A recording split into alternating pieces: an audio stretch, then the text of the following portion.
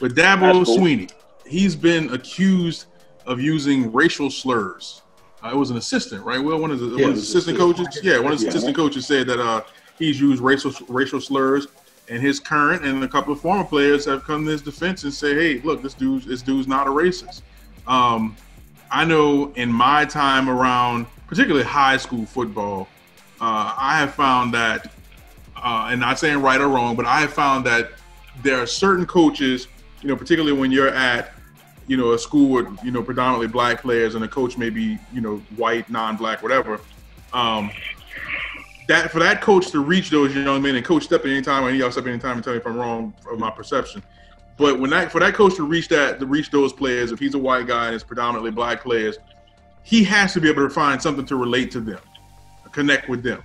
And some of those coaches sometimes take that too far. No, you're absolutely right. And that's one of those situations where we talk about a fine line. But again, I can go back to all of my years of playing ball. And I'm pretty sure 12, 13, 15, whatever the case may be, if a coach is yelling and encouraging you to do something, and if it's, hurry, get your black ass over there or whatever. And it was a situation where I was sprinting, I was running, I was moving, I was doing whatever, and you didn't even think about it. Right. But now you can't even pretend to say something like that nowadays. And that's the issue that we're running into, because I can see, I've seen them all in the weight room. I've heard all the stereotypes from the shower to the weight room to the field. You hear everything. All the stereotypes are aligned. And it's one of those deals where it goes on, but it normally stayed in there. And there was no cameras, and nobody was saying anything. There was no recording of it or whatever. The Dabo Swinney situation, the thing about it that made his deal so much more is that dude comes out and rocks the Football Matters t-shirt after everything is going on.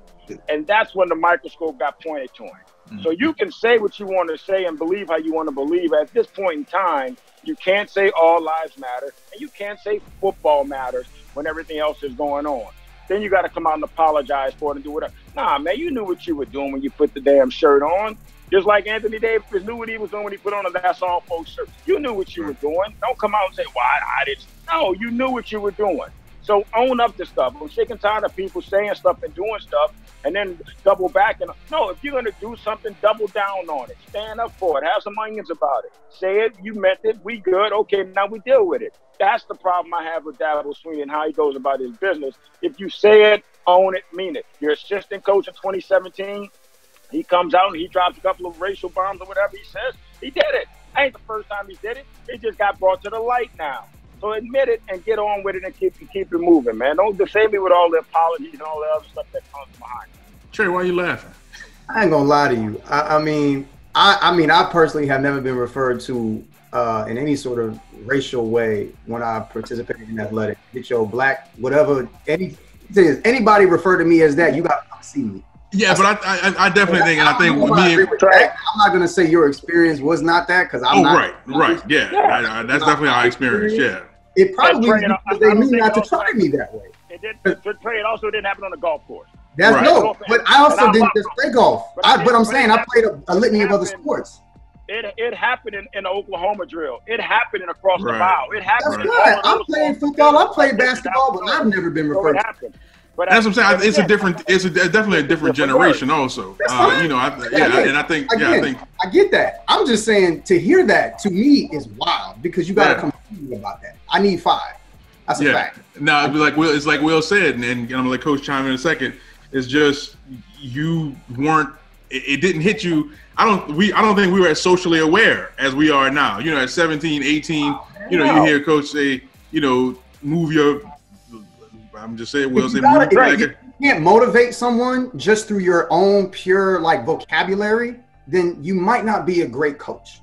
I'm just being honest. Or no, you're being honest, but you get your perception of it. You also have different forms of motivation for everybody. So for Trey Roby, I know what I can't yell at Trey Roby because I might lose him if I yell at him. So I got to coddle him a little bit more and go at him with a different approach. But that's not what I'm saying. No, that's what I'm saying. Hold on. You have to coddle someone to motivate them. No, but everybody's different is what I'm saying. You can go at different people. That's all part of coaching. You got 53 different personalities. You got to handle them all differently. So that's my point. So for you, I know, okay, I may lose Trey if I go at him this way. And the thing about it, it was a black coach that was telling me, get your black ass over there. What about that? Does that change things at all? You gotta come see me. Okay, so for you, it's got to come see me. Okay, for me, I'm just different. But you gotta come see me. No, you're definitely different. We know that, but that's okay. We love you for that.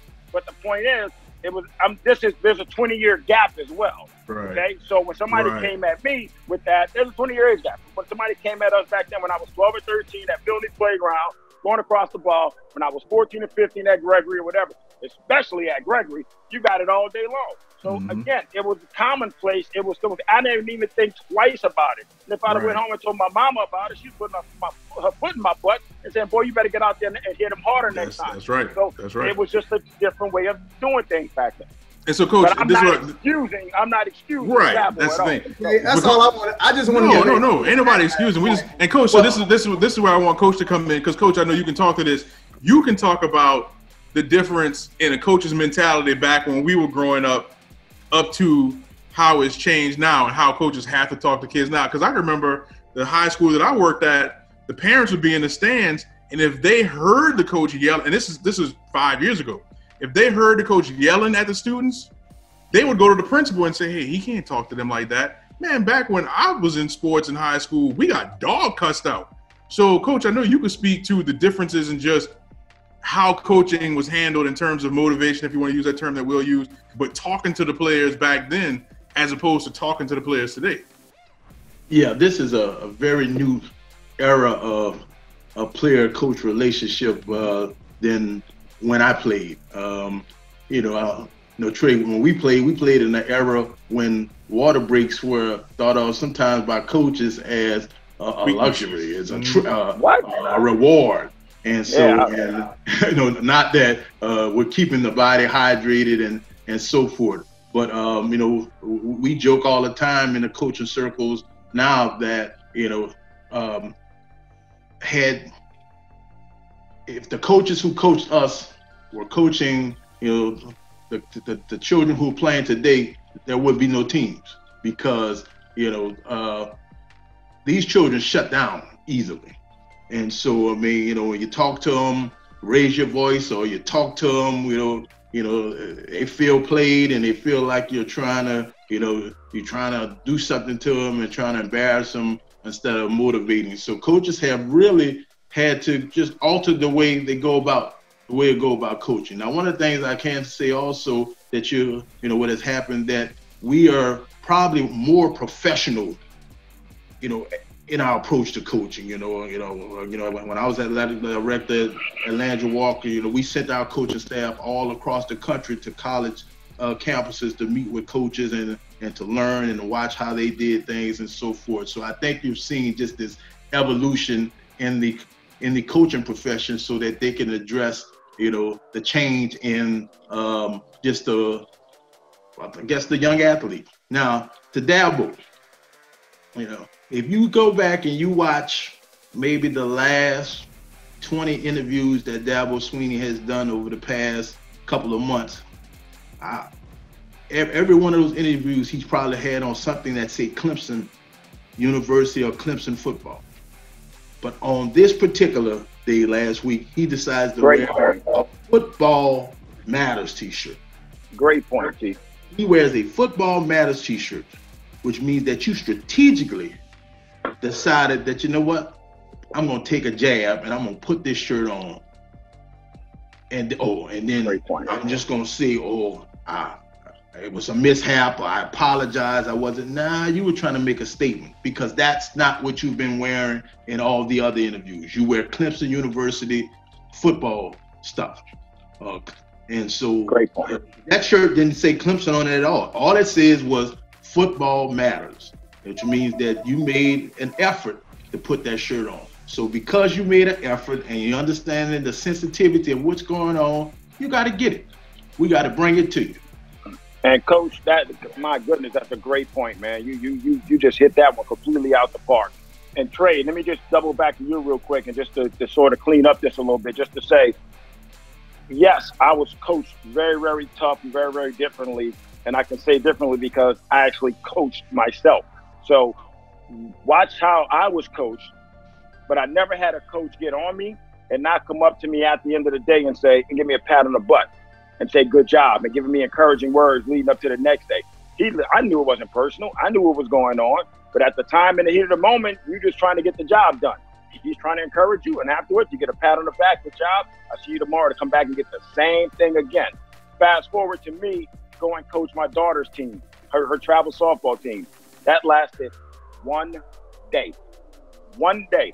And all I did was I clapped it up as encouraging words. My daughter was done. And I'm like, what's the problem? You're yelling at me. No, I'm not, baby girl. I was encouraging you. Nah, all she heard was daddy's yelling at her.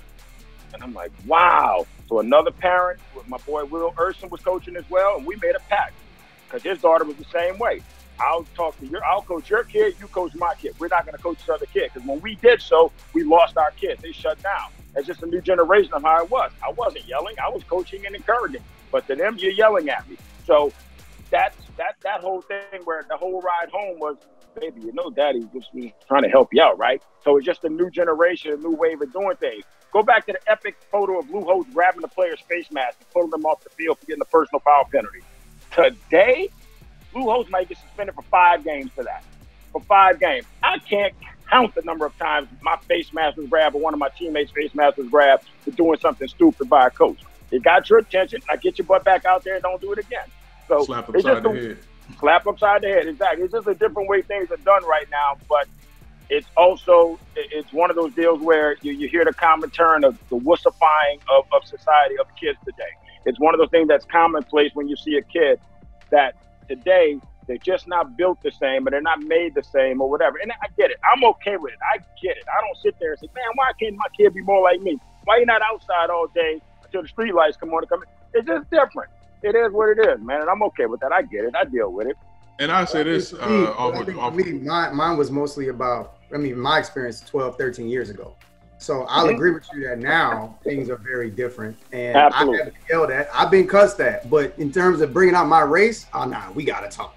Because especially from the school that I attended, being one of 4, one of 2 black men, I was already like noticeable. Now we got an issue. No, but it wasn't gonna happen there. That's what I'm saying. When I was at prep school, I was one of 3.